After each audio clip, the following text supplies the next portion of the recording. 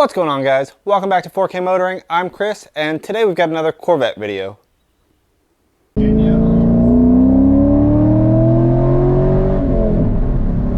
Those of you that have been following my channel for a little while might remember I posted a video a little while back. I'll post it right up here, of reasons why the base model Corvette, the Coupe, was better than the Z06. Well, we've had a lot of conversation recently, and there's been a lot of different opinions on how the Z06 is truly different from the base Corvette. So in this video, I want to go through kind of the history of the Z06 and talk really specifically to the C5 generation, what the actual differences were between the base model Corvette and the Z06 model.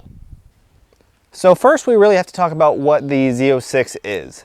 Now, in 1963, the first Z06 package was offered, and that wasn't a model in and of itself, but it was a package available to the Corvette of the time that basically allowed for more track-oriented performance.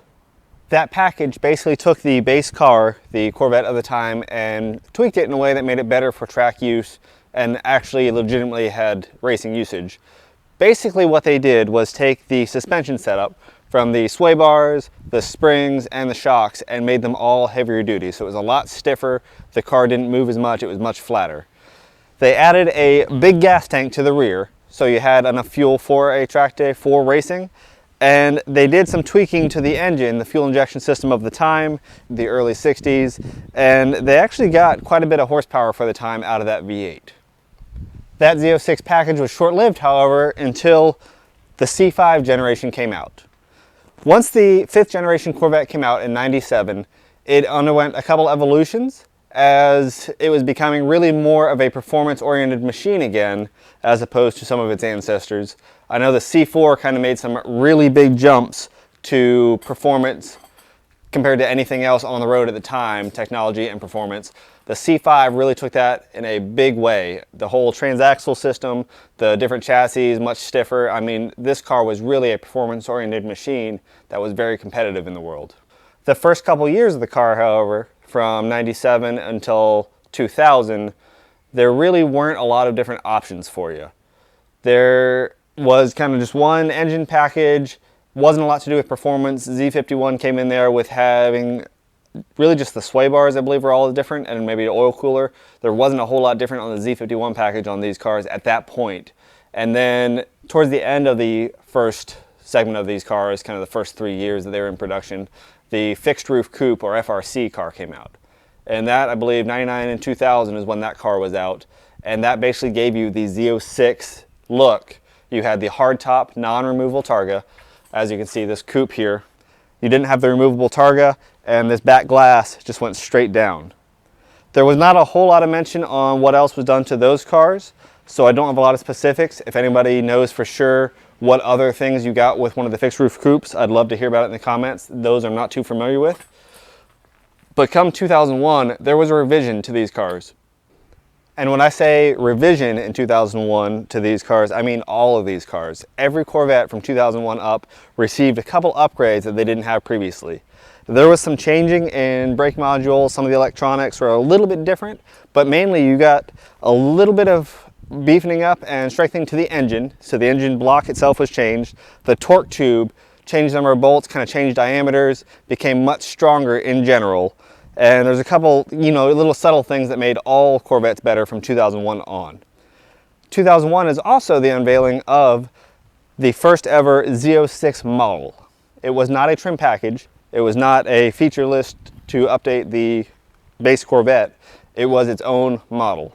So they built on the fixed roof coupe platform they'd been testing on the '99-2000 year models and actually made it a track-oriented vehicle. So getting into the specifics, what did that track-oriented vehicle come with that the base did not, or what differences were there? Well, let's start front to back and kind of discuss them.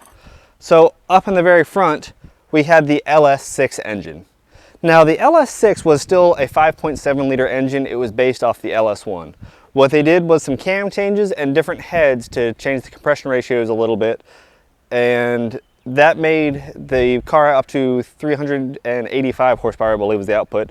I think it might have even gone up a little bit as those years went on, but that was in 2001 when it came out, as opposed to 350 from the base car. So not a huge increase, but definitely increased for the base car. And again, that was the Ls6.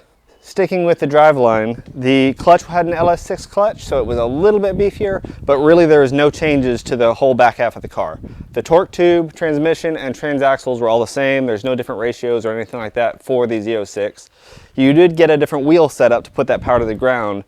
The wheels were a little bit wider and a little bit basically stickier, so you ended up getting that high skid pad rating, a little bit higher G rating, quicker acceleration, and that was related to being able to put that power to the ground.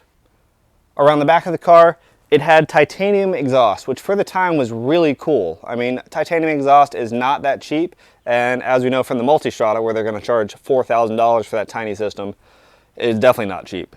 But it reduced a little bit of weight of this car, which helped to add that power to weight ratio that it was famous for and give it a little bit better performance. As far as handling, the fixed roof coupe allowed this vehicle to be a little lighter and a little stiffer. Now, the glass used in the Z06 was thinner all the way around, so all of it was lighter. The top was non-removable, that was lighter, the chassis was stiffer.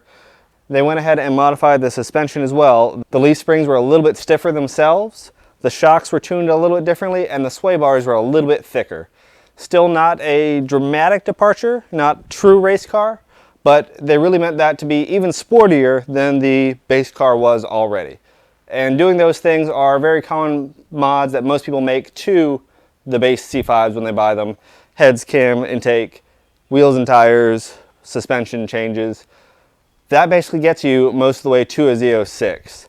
Now, you still have the weight and the kind of lessening of structural rigidity of not having a fixed roof coupe, but you have the benefit of a target top. This is a very subjective feature that some people like, some don't.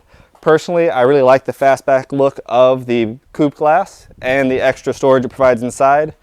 The fixed roof coupe still has a trunk, and the actual pan inside is still the same, basically same area. You don't have the lids for the storage compartments because, you know, those extra ounces are going to make a difference in your track times. But at least for the most part, you don't lose a whole lot of storage space on that car. Although the coupe was available with the 6-speed transmission or the automatic 4-speed, the Z06 was available only as a 6-speed. And I agree with some of the commenters online. These sports cars I really don't think should be automatic, especially the old school pickup truck automatics that these cars had. The DCTs and some of the floppy paddle stuff that's available now definitely are faster. Some of the newer Corvettes, the transmission is absolutely faster than a stick shift could be. So if you're going at all-out speed, it makes sense why you choose one of those. But for a driver's car, for something that you enjoy driving and have control over and is reliant on driver's skill, the stick shift is, in my opinion, still the way to go. One of the final differences the Z06 had as opposed to the coupe was the brakes. There wasn't actually a lot to go on with the brakes as far as differences. In that 1963 car, there was actually a different brake booster and different brake pads. In the Z06 of the 5th generation series, you got red painted calipers.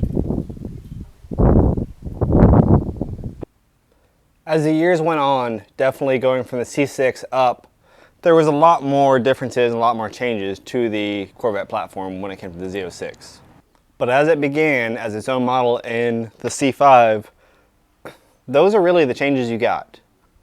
You got a little bit different of appearance of a body that had fixed roof coupe, not the same back glass. You had little side skirts, some minor aero changes, but for the majority of the car, it was the same. And you got a little bit of performance upgrade both in the handling and in the power from a base car.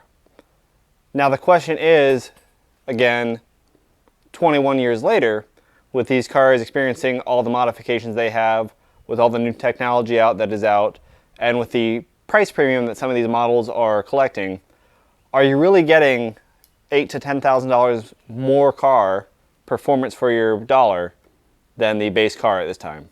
That's a harder pill to swallow. From what I've seen, well-modded cars that have more modern wheels and tires, better suspension upgrades as they've been replaced, heads, cam, stuff like that that's reliable power, really have gotten us to the point where we can be exceeding the capabilities of a factory Z06 for the same money as you can buy a Z06 for. I know those Z06s have also often been upgraded, but are they now commanding even more money? That's really where the challenge comes in. This is an issue you guys have been very vocal about. I know the Z06 owners are very proud of their Z06s and think very highly of them. So if I'm missing anything that's different, please let me know in the comments. And I guess the question I want you guys to help me answer is, 2022, with these cars costing what they cost, is it really worth buying the Z06 to have a better performing car, or can the base car be made better for the same money? Let me know in the comments below. Again, we'll do more of these videos if you guys have any other thoughts. If you haven't already, hit that like button and subscribe. 4K Motoring. We'll definitely have a new video out soon. Stay tuned. We'll be back.